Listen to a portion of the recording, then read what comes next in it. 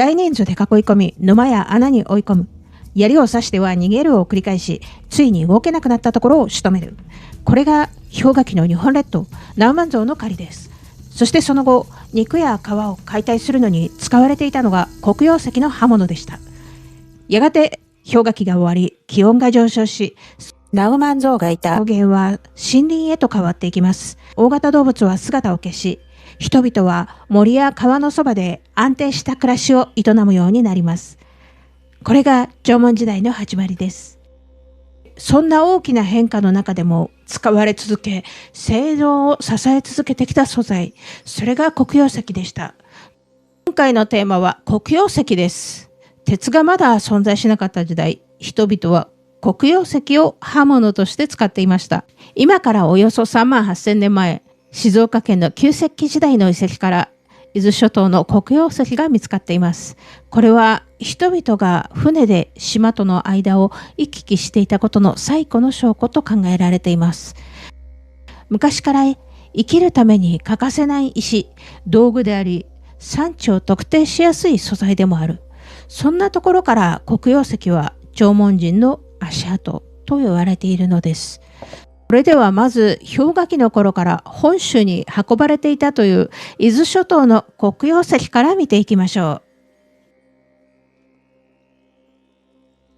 伊豆諸島といっても100もの島がありますが、どの島でも黒曜石が取れるわけではありません。主な産地は神津島でした。この島は伊豆半島からおよそ 50km の沖合に位置していて、晴れた日には南伊豆から山の稜線や黒曜石を含む崖が見えるといいます。目的地が見える場所にある。これは何万年も昔から黒曜石が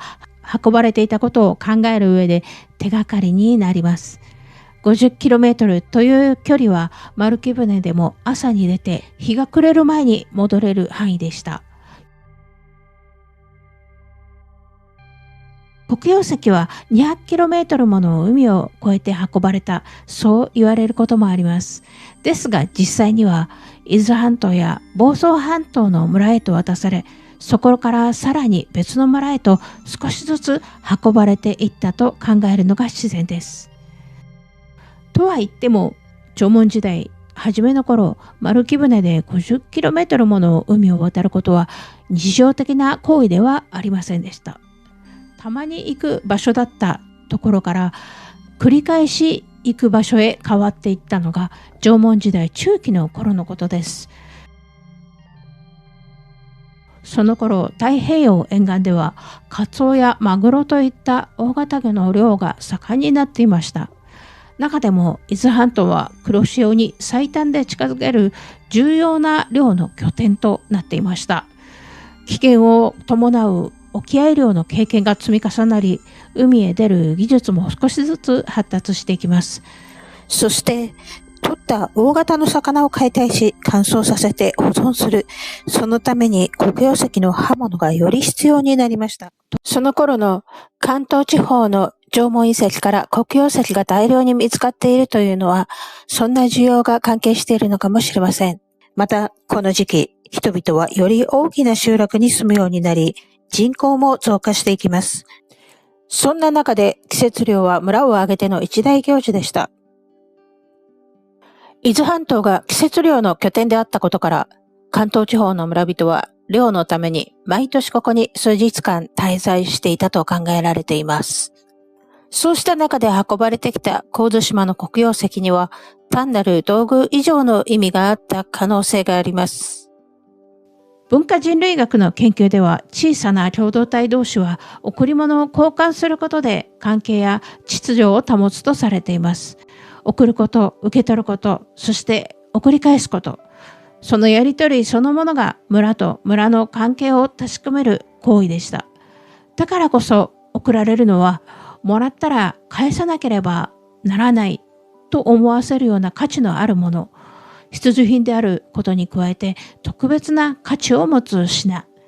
そういう意味で黒曜石は条件を満たしていました。黒曜石が大量に運ばれたのは関東だけにとどまりません。日本海側を移動していたのは八ヶ岳の黒曜石でした。本州最北にある最大規模の集落遺跡からも黒曜石がたくさん見つかっています。八ヶ岳の黒曜石は西日本にも運ばれていましたが、その量はあまり多くありません。山陰や九州には別の産地があって、東日本とは異なるルートが存在していました。